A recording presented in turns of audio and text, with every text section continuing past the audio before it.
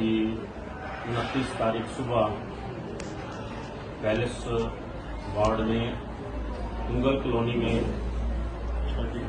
हमारे पूर्व पार्षद श्रीमती कृष्णा देवी जी, जो अपने परिवार के साथ जेल रोड में रहते थे, अचानक सुबह 4 बजे एक बहुत बड़ा बादल फटा, जिसे कह सकते हैं, और सारा बहता हुआ कृष्णा जी के घर के पास, जहां इन्होंने अपने परिवार के गुजर बसर के लिए अपने ऑटो के जरिए अपनी रोजी रोटी कमाते थे, ऑटो चलाते थे इनके दोनों पुत्र।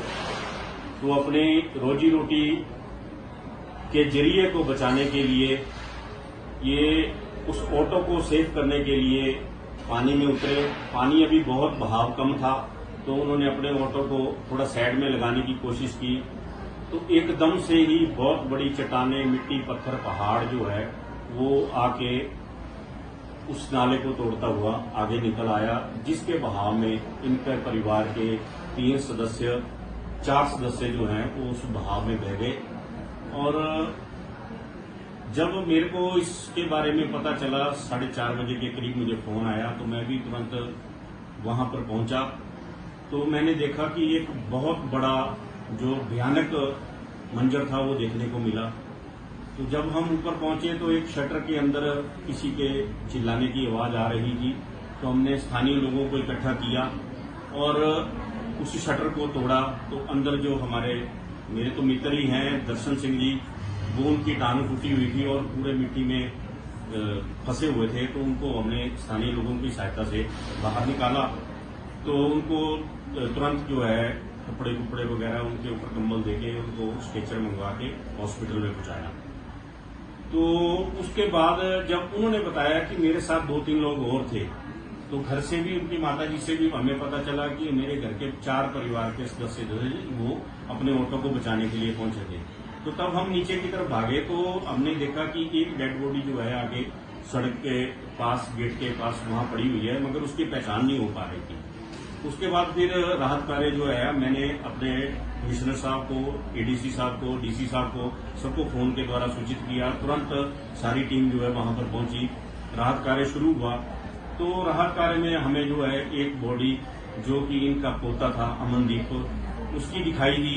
वो एक पेड़ में फंसी हुई थी, तो पेड़ की जड़ें वगैरह कुल्हाड़ी से काटी गई और उसको भी बॉडी को निकाला गया। उसके बाद जो उसके अमनदीप के माता जी थे, सपना जी, वो भी लापता थे। तो काफी देर तक राहत कार्य जो है वो चलता रहा।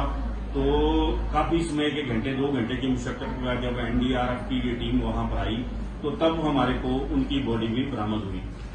तो ये एक मुझे कहते हुए बहुत दुख हो रहा है कि एक ही परिवार के 4 सदस्य जो है इस बाढ़ की चपेट में आए, और जिसपे दुखद परिवार के 3 सदस्यों की मौत हो गई। और चौथा जो बेटा दर्शन सिंह था, उसकी टांग टूट गई, वो अभी जेरे इलाज एम्स हॉस्पिटल बिलासपुर में है। तो दुख तो इतना बड़ा है कि इसकी भरपाई नहीं हो पा रही है, ना ही हम जिंदगी भर इसकी भरपाई कर पाएंगे। अब दर्शन सिंह के बुजुर्ग माता, जो कि अच्छी तरह से चल भी नहीं सकते, इस उम्र में आके अपने बच्चों का पालन पोषण और कैसे कर पाएंगे। तो हमारे मंडी शहर के काफी समाज सेवी लोग जो है आगे आ रहे हैं इनकी मदद करने के लिए। तो आज मेरे साथ मदन लाल शर्मा जी, जो कि इंदिरा मार्केट में अपनी दुकान चलाते हैं, रेडीमेड का कार्य करते हैं। तो इनके मन में भी आया कि मैं भी सेवा भाव, और क्योंकि जो आदमी गरीबी से निकला होता है, धरातल से निकला होता है, उसे पता होता है कि किसी का दुख क्या होता है। तो इन्होंने मुझे भी फोन से बात करके बताया कि मैं इस परिवार की मदद करना चाहता हूं। तो मैंने बोला कि आप किस प्रकार की मदद करना चाहते हो? तो इन्होंने कहा कि मैं इनके परिवार के जिनकी मृत्यु हो चुकी है, उनके दाह संस्कार से लेके जो अंतिम क्रिया, अंतिम भोग तक का जो भी खर्चा होगा, मैं वो वहन करूंगा। और इसी के साथ साथ इनके भविष्य के लिए, जैसे इनकी एक बहू जो है विधवा हो चुकी है, छोटे छोटे बच्चे हैं, आगे उनकी पढ़ाई का खर्चा है, तो उनके भविष्य के लिए शर्मा जी ने मुझे